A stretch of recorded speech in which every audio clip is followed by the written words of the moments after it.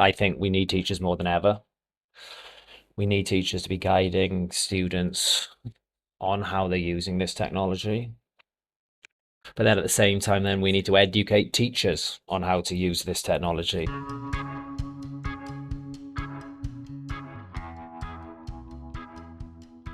All right, hello, welcome back to the Education Vanguard. Today I'm thrilled to be joined by Tim Evans. He's a real leader in the field of education technology.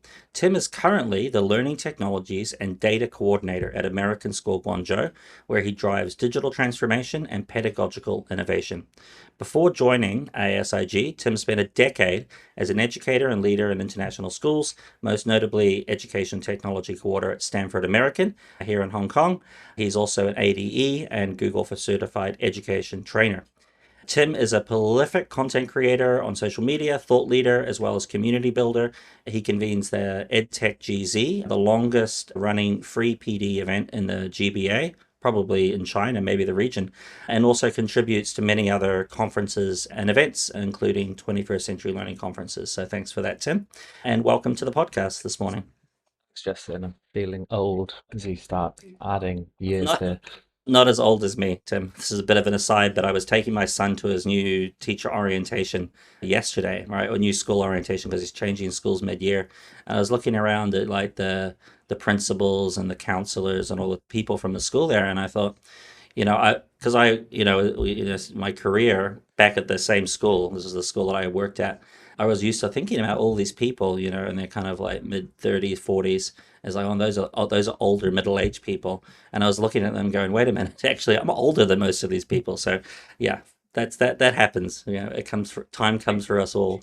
Again, we hired a member of staff who was born this millennium, like 2000, and I just saw it, and I'm like, okay, yeah, we are getting old. Yeah, they won't know the challenges that we went through, right? In the early days of EdTech, before it was even called EdTech, right? That's what I always tell people. Yeah, that's a new innovation. But yeah, can we start by maybe kicking off? Just give a little bit of background to yourself, where you're from, how you came into international education. Yeah, sure. So originally from Wales, my mother, my brother in education. So I think where that influence came from. There was also always an interest in technology, computers, and things like that. So it was a natural area for me to go into. Started off as an IT teacher, as they were called then. It was very much Microsoft Word, publisher, database, spreadsheets, repeat kind of thing. That evolved then as soon as iPad came around, to be honest. And it was just the right place at the right time then that it started to evolve into an integration role, looking at how the basis can support teaching and learning. And they moved overseas, as possibly did because of partners and how things were. My wife's from Spain, so Spain was the destination of choice, and never looked back. Then that international world, you've connected with so many people, it's a great experience, and it's one we've been in now for 15 or so years. You can say 10 plus years, Yeah, and if you want to feel younger. around around 10 years. Around, yeah. The word around's doing a lot of work there. So you've transitioned obviously from the IT teacher role into kind of a leadership role. Was that a difficult challenge? How do you think about moving from kind of, being responsible for your classroom and the technology in there to really shaping how teachers are using technology across the entire school? I think you hit the nail on the head with the word responsibility, that you're responsible for your classroom, that kind of like micro ecosystem within the whole community. And within that you can explore technology and you understand your students' needs and things. Then that changes then to the whole community, and it's gone from managing technology in your classroom to almost a systems role then. It's a given that technology now it's solid, isn't it? There's that all devices is the same, LMS, software, hardware is it's a given, it's good. So what we're now looking at is how it can support our communities.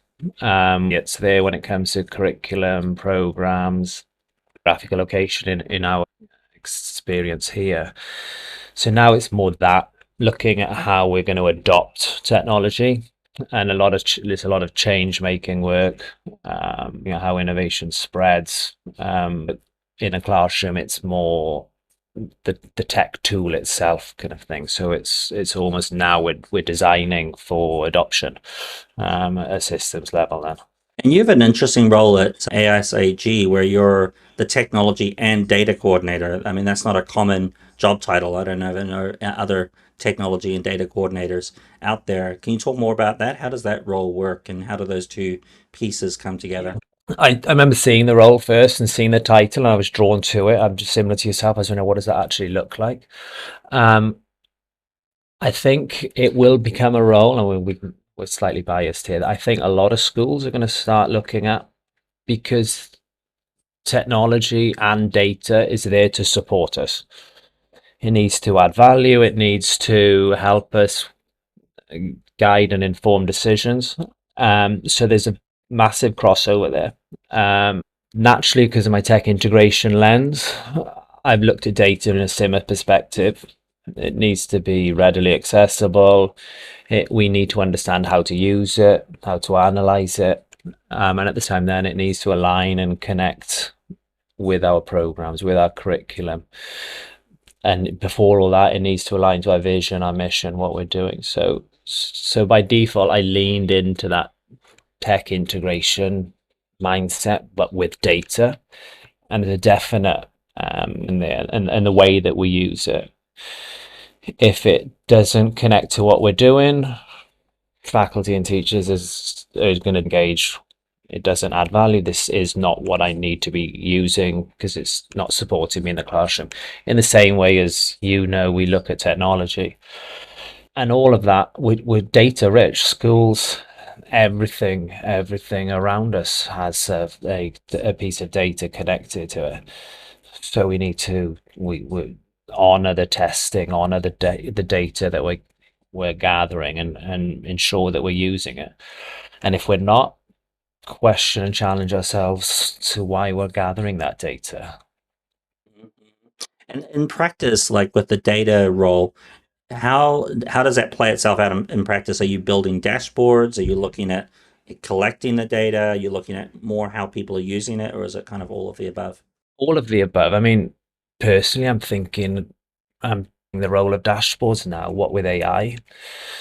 2 years ago we were building out dashboards, but just in the last 6 months, I'm wondering what now value they add. As a middle leader or a principal, I want to know the 10 students of concern when it comes to attendance. You want to type in, give me the 10 students. There they are. Do I want to go to a dashboard? Do I want to have to start to look at that dashboard and learn how to use it? As a AL teacher, I want to know what students I need to be looking at when it comes to language support. Well, now AI allows us to do that. So that's going on in one lane, but at the same time, then it's just doing our teams, whether it's a leadership team, middle leadership, PLCs, individual teachers, and one supporting them with accessing the data, getting them the data that they need as soon as they need it. And that is mainly where we are. We're also trying to shift that idea of data teams to teams with data. The data's there if I need it. So it's a mind shift, but at the same time, it needs to align and connect with everything that we're doing. And if it doesn't, that's the first hurdle. Yeah. I think there are a lot of schools that are doing amazing stuff with dashboards and building things out and all of that. But I do wonder sometimes, if you have someone in an office somewhere that's building out all this amazing stuff, it's useless if no one's actually engaging with it, right? And I think that's what you were kind of getting at with. Yeah. No, so there's amazing individuals. I've seen this in a lot of schools. It's one individual, and not a concern of mine, but a thought of mine is it has to be sustainable. We don't want a once a quarter or once a semester dive into literacy data, which we are still doing, but at the same time, we want teachers to go there when they need to, when they're planning. It's what they use. It's just part of their day to day. And those dashboards, I've we don't want it to be this one dashboard, and if an individual moves or that knowledge goes with them, then we want to try and make it a bit more sustainable and organic. Yeah, I mean, for the data to actually change practice, you need to have it in the hands of the users, right? And in that Sure. way, I feel like actually the dual role of the technology kind of integration piece and the data actually go quite well together, right? Because you're the data person, but you're also the person that's, your role is to support empowering the frontline staff of the school to be doing more technology, right? So I think that those two roles actually sync up quite well in a I way. think that's my third year here now, and I can see that, and a lot of the time it's driven by technology in a sense of accessibility as well. Yeah. And I wonder too, I mean, with the data piece, that's something that, admin in schools are always very interested in. So, from the technology integrator part, one complaint a lot of technology integrators have is they don't have necessarily a line into administration. But the data piece probably gives you a very nice leverage point there, or another connector, right, into the leadership of the school as well, I would think. Yeah, I'm super fortunate here. The trusted, if I say, freedom to explore and to suggest, and that connection between the leaderships, be it SLT, be it learning leaders, be it PLC leaders, and with practice as well. Again, try and connect everything and align everything to our vision and mission. You mentioned AI and education. I think, as we mentioned earlier, we're both old enough to have seen one or two hype cycles, right, with technology and education. And I'm certainly victim, I think, to have done, some hyping of technology in schools before when we're rolling out one-to-one programs and all that kind of stuff. I'm sure you've been behind that as well. But do you think AI is going to become one of those things where it's a little bit like how one-to-one programs are now? Like, we don't really talk about them even as one-to-one programs, right? They're just standard operating procedure of the school. Parents don't question it. It's just that the previous school they went to was doing one. Do you think that will become what AI is, or do you think AI is something much more? Is it more disruptive to fundamentally how schools are run? I think, in short, both. I think it will become common practice sooner rather than later, but at the same time, it's disruptive. I'm really trying my best, and it's hard to do so, to just think of this as another piece of technology. So, the SAMA model, where does it come in there? Where is it adding value in the classroom? How is it supporting to moving our students forward? How is it aligned and again, I'm repeating this, to what we want to do in the classroom? But it's hard because it's super powerful. It's completely different to things that have come before. I think personally, the disruptive piece is because it's challenging us personally, and that's why I think it's different. It's challenging how I think. It's challenging authorship and how we're creating things. I do think it is challenging our thinking around assessment, and we could argue, a conversation that we has been needed to had in education for 10, 15 years. So I think that is something that a lot of schools are looking at, and what the impact is there. But I think the disruption is on, we're reading it's going to replace people. Teachers aren't going to be what we thought they were. I think we need teachers more than ever. We need teachers to be guiding students on how they're using this technology. Thinking out loud now. But then at the same time, then we need to educate teachers on how to use this technology. So it's a lot of things going on there. But the one I think is the unknown. I mean, we were both in Hong Kong during COVID, and globally, COVID in general. It was the unknown that was the stressor. We don't know what was going to happen. And AI is very similar to that. Like, where is it going? There's something new weekly, and it's challenging us, as in, am I adequate? Am I doing what I want to do, what I can do? So I think as leaders, we just need to support our educators, support our students and community, and ignore that hype as much as possible, and just again, bring it back to our vision, mission, our programs, our students, our social emotional curriculum. What are we doing? Way I can support that. But it's super hard because we're reading stuff weekly, and teachers who would have not normally talked about technology will knock on my door and say, "Have you seen this tool?" And I'm like, "Yeah, Yeah, I mean, I think that's one of the most interesting things to me about the AI piece is that it's the teachers that in previous generations of technology innovations wouldn't have been engaged necessarily, right? Like the 50 something English teacher, right, that has just been doing the same thing. Like it's those are the people that are getting quite engaged, right? that when ChatGPT first came out, and it was just happened to be around Christmas. We came back after Christmas break, and it was 8 a.m. Someone said to me, "Have you seen this?" And I went, "Yeah." 10 a.m. Someone else, and I'm like, "Yeah," because it was everybody was talking about it, and that never happened with a collaboration tool online. I won't say any names, or a device that we saw, or a virtual reality headset.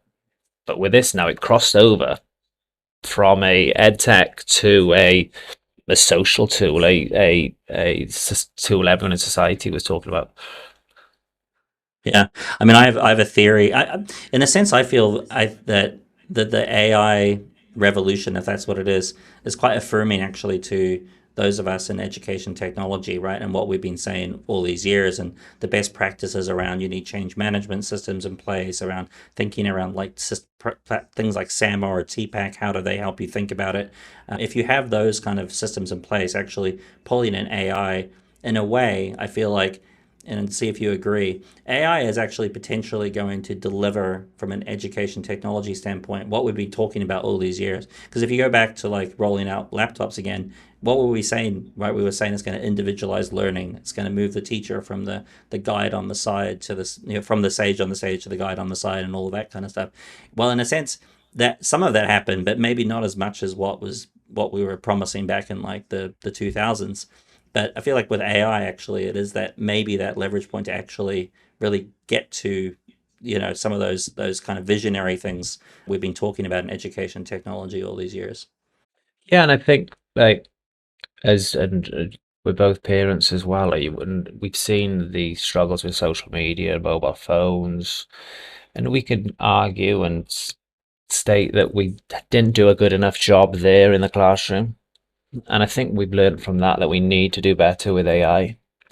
So I think that one to one, we learned a lot on that journey, didn't we? So I think AI is an opportunity to possibly reflect on that and help us design how we're going to Yeah, adopt. absolutely. Yeah. I want to pivot a little bit to sort of talking more generally about innovation, right? We've sort of touched a lot on that. And I know a lot of people in the 21CL network are either might be in roles like yours already, or they may want to go into roles like yours. And, I think you're in a very, great situation with supportive leadership and that are really buying into and giving you the freedom to do things and supporting what you're doing. But I know there's a lot of people out there in schools where, maybe they're in a classroom but they want to try something, or maybe they're in an innovation role but they're feeling tough to get things moving. So do you have any advice for people that maybe don't feel like they have the power of the influence to do something in their role nevertheless? Yeah, it's always tough because it's a team effort, isn't it? So people around you that enable you and empower you to do your job and do it successfully. I think like the influence piece, I mean, influence is the idea people trust you, ability there, they understand you.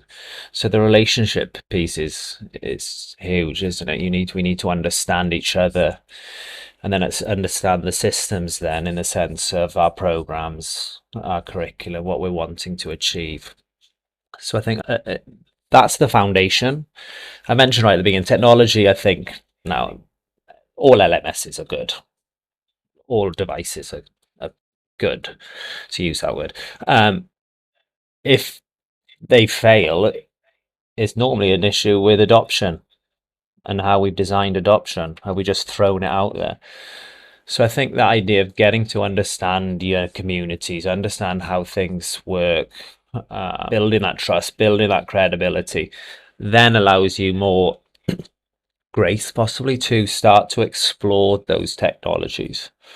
Things have to align and connect. If they don't, they'll fade. We've seen tools come and go, be it AR, VR was a couple of years where that was the buzz. And then in some schools that it did align and connect to what they want to do, it's still there. In other schools it came and went. So I think for that sustainable impact, it needs to be something that teachers see as adding value. But to that question, it's understanding what is the value and what you're wanting to achieve, and then hopefully then it gives you more opportunity to be innovative. Yeah, I totally agree about the trust piece, right? And really knowing the community that you're in. And innovation isn't necessarily about, well, isn't at all about like the innovation person enforcing their ideas on other people, but listening and being available. And if you're a trusted person, then if something isn't quite working, then you're someone that people are going to come to, right? And then you can help be part of the solution or solving that or and now empowering people. But if you don't have the trust, then you almost can't go anywhere. I toyed with the word innovative, and innovation is it's a tough word because we think straight away bling, think flashy, but what's innovative to you could be different to myself. It's again, we've heard this before. The idea of in innovation is from the Latin word nova, new. So if it's new to you, it's new, whether it's groupings, whether it's curriculum, whether it's a program, whether it's an AI tool, it's new to you. So I think to see past the bling and actually look at impact, I think that helps as well. So it's not just that flashy, just dropping something in there for the sake of it, and in a few months it's gone. Yeah, that's a good pivot to my next question, actually, which is how do we measure the impact or the success of EdTech initiatives in schools? Maybe this ties in with your data role as well. I mean, optimum success is we no longer talk about it. It just is what we do. We do use this data to inform us. We do use this tool. I think you can't start looking at you. I understand we do the usage and the metrics to inform decisions. And the same with technology. It needs to be just part of what we do on that as transformative learning journey as we have here, and align to all of that. If we are going to the metrics, we can mandate people use a tool and they'll add it to Atlas or a standard, and it's just checking boxes. But for pure adoption, it's we almost we we've skipped that conversation because it's ongoing.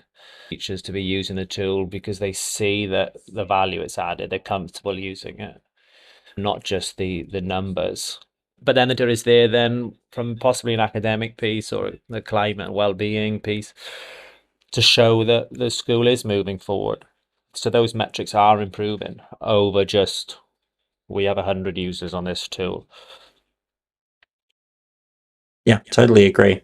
I want to give you a chance to plug EdTech GZ, which is coming up very soon. You took over the reins from that from Bob Bauer, and I enjoyed going to. I think I went to the very first in the first few EdTech GZs, and I've been hit or miss in the last few years because of the various other conflicts. But it's an event that I really love, and so I'd love to hear you talk about. Just do a plug for it, and what have your big learnings been running that huge Yeah, I huge mean, event? it started small. I think the first one was 30 or 40 people. This year we're expecting close to 650, 700 with presenters, and it's naturally grown. I mean, Bob and James did an amazing job setting that foundation slowly for it to grow. You know this more than anyone. The idea of community, it's a community piece. We spoke about at the beginning about AI. We need community more than ever. So it's people coming in, sharing their experiences, a community of learning, and it's just a great day for people to look at technology and how it adds value in the classroom. This year we've got a theme for the first time, which is engagement. How we're using technology to engage our students, not just this is this tool, how it works. We realized that we have an audience how are we actually leveraging that and taking the responsibility of having those educators in the room, and how we can try and possibly challenge thinking and push things forward. So this year we are pushing people to really reflect on how we're using technology. Again, is it aligning to what you're wanting to achieve as a school, and specifically around how we're engaging our students. It's wonderful. Seems like a very worthwhile and thoughtful theme. And I highly encourage anyone who's listening, it's probably I don't know if it's too late to sign up for this year's one, but for future ones. Registration's closed, but send an email. We can see what we can do. All right. Well, if this comes out before EdTech GZ, sign up. But it's going to be every year. So please keep it on your radar for future events if you're listening to this podcast. But I want to thank you, Tim, for giving up some of your time today, and best of luck with the event. And we'll see you in Hong Kong in March. For sure. Thanks, All Justin. right. Okay. Appreciate you. Have a good one. Bye.